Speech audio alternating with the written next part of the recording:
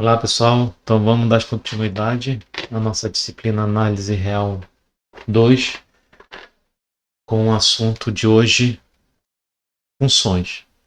Então a gente vai ver alguns conceitos rápidos de funções para ser uma base para a gente entender melhor o estudo de limite de funções. Bem, o que seria uma função? Por definição, uma função de números reais, certo? Ou o próprio conjunto real, que nós chamaremos de domínio, e um y, um único y, pertencente a um conjunto B, ou o próprio conjunto dos números reais, nós chamaremos de contradomínio. Então, essa relação de y, de x para y, que é uma lei de formação, uma lei que vai associar x para y por um valor, por uma expressão matemática específica, é chamada de função. Bem, quais são os elementos que compõem uma função f que vai de A para B a partir de uma lei de formação f de x? São elas o domínio, o contradomínio, que é também chamado de conjunto de saída e conjunto de chegada, a imagem, que a gente vai utilizar a notação IM de f, ou f e o conjunto A, certo? Para explicar que isso aqui é o conjunto imagem. E esse conjunto imagem vai ser sempre dado por f de x, tal que x pertencente a A, e o conjunto imagem sempre vai ser um subconjunto do contradomínio ou o próprio contradomínio B. E a composição dos elementos do domínio e do contradomínio é possível formar o gráfico da função, que vai ser um par ordenado com os elementos x do domínio e com os elementos f de x da imagem, onde esse f de x também pertence ao contradomínio. Ok? Bem, então vamos ver um exemplo através da função x². Então, vamos considerar que o domínio são os próprios números reais e a lei de formação é f de x igual a x². Assim, a gente vai ter o domínio, o próprio conjunto dos números reais, o contradomínio é b, só que vai ser o próprio número reais. A imagem, como a gente pode observar por ser x², a imagem vai ser sempre composta por elementos positivos e o próprio zero, porque qualquer número elevado ao quadrado vai dar positivo e zero elevado ao quadrado dá zero. E a imagem, então, nesse caso, o gráfico, desculpa, então, nesse caso, vai ser o par ordenado xy pertencente ao eixo cartesiano R em R, cujo o y vai ser calculado através da lei de formação x². E não vai dar aqui esse gráfico, onde o eixo x na horizontal é domínio, o eixo y na vertical é contradomínio. No eixo y de 0 até mais infinito, a gente vai chamar de imagem da função. E qualquer ponto desta curva aqui vai ser representado com a primeira coordenada do domínio e a segunda coordenada da imagem, que vai ser, nesse caso, x². Ok? Bem, se eu pegar um subconjunto desse conjunto A da função f de x², a gente vai chamar essa função de restrição. Ou seja, vamos considerar que eu tenho esse conjunto x que a gente vai delimitar de menos 1 a 1, certo? Ou seja, é um subconjunto de A. E a restrição vai ser denotada por f barra x, ou seja, a restrição de f em relação a x, que vai ser, na verdade, só está mudando o domínio, por valores dentro do domínio original. Então, a gente diz que essa função f nova aqui é uma restrição da função f original. Nesse caso, o domínio vai ficar de menos 1 a 1, porque foi definido de menos 1 a 1. O contradomínio vai ficar todos os reais. A imagem, nesse caso, vai ficar de 0 a 1. E o gráfico vai ser o par ordenado dentro de uma área retangular, onde x vai variar de menos 1 a 1 e y vai variar de 0 a 1. E o gráfico, então, fica tendo essa característica aqui, certo? Bem, como é que a gente pode representar, vendo um gráfico, como é que a gente sabe que este gráfico é uma função? Basta fazer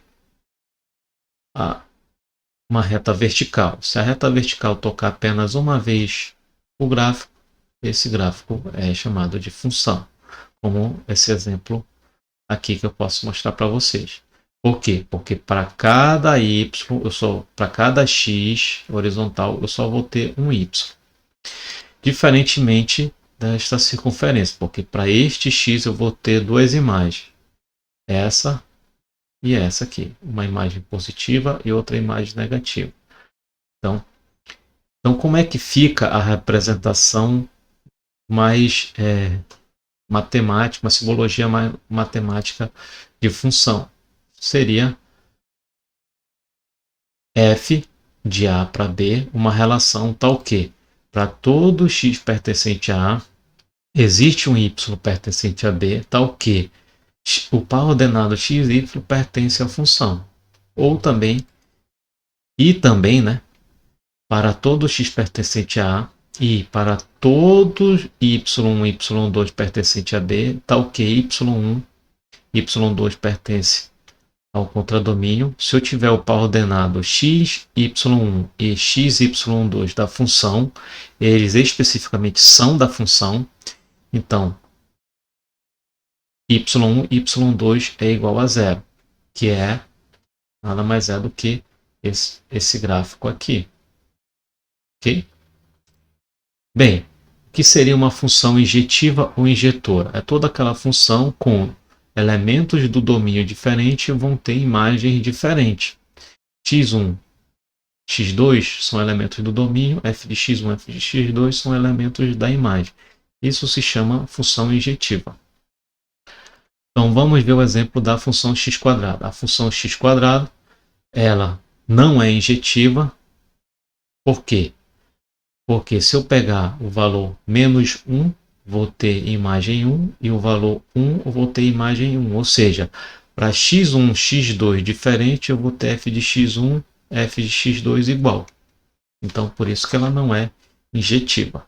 Diferentemente de x ao cubo, porque se eu fizer o menos 1 e 1, vão ter valor diferente. X menos 1 ao cubo vai dar menos 1, e 1 ao cubo vai dar 1. Então, eu vou ter elementos do domínio diferente com elementos da imagem diferente. Função sobrejetora ou sobrejetiva é toda aquela função em que o contradomínio é a imagem, ou melhor, a imagem é o próprio contradomínio. Ou seja, para todo y pertencente ao contradomínio, vai existir um elemento do domínio que tem imagem, que y é a imagem da função. É isso que está dizendo isso aqui. Para todo y pertencente ao contradomínio, vai existir um x pertencente ao domínio, tal que o elemento do contradomínio é uma imagem da função. Certo? Um exemplo, nesse caso aqui, y igual a x². Se eu considerar que é uma função que vai dos reais para os reais, a função x² ela não é sobrejetora ou sobrejetiva. Por quê? Porque o contradomínio é todo o eixo y. Porém, a imagem só vai de 0 até mais infinito. Então, não é para todo x eu vou ter um elemento em y. Para todo x eu vou ter uma imagem, mas nem todas as imagens vai se relacionar com todos os elementos do contradomínio.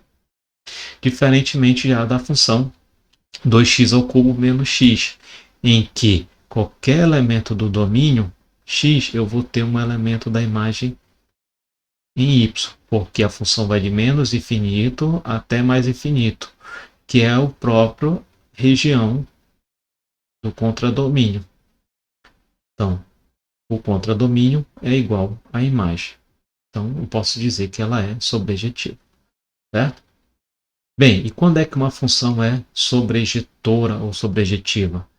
Quando ela é injetora e sobrejetora ao mesmo tempo. Com isso, eu posso fazer a definição de função inversa.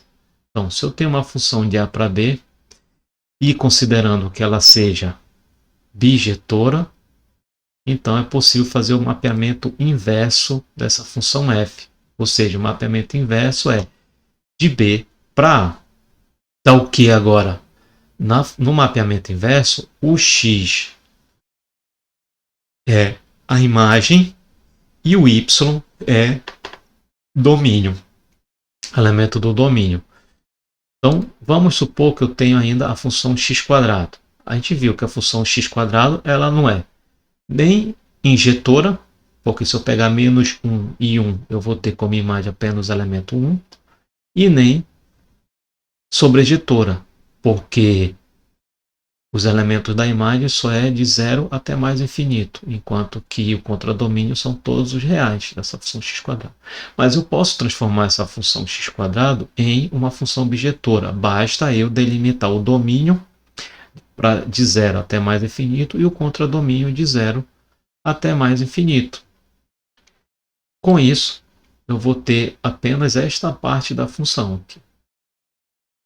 E, consequentemente, eu vou poder fazer a inversa, onde a inversa nada mais é do que inverter as variáveis. Com isso, eu vou ter a lei de formação raiz de y ao quadrado, onde aqui eu tenho a função x² e aqui em cima eu tenho a função raiz de y, que é a inversa de x², onde elas são simétricas em relação à função identidade, aqui, que é esse tracejado bem aqui.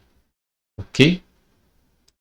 Bem, então, isso é uma breve revisão de funções e até breve.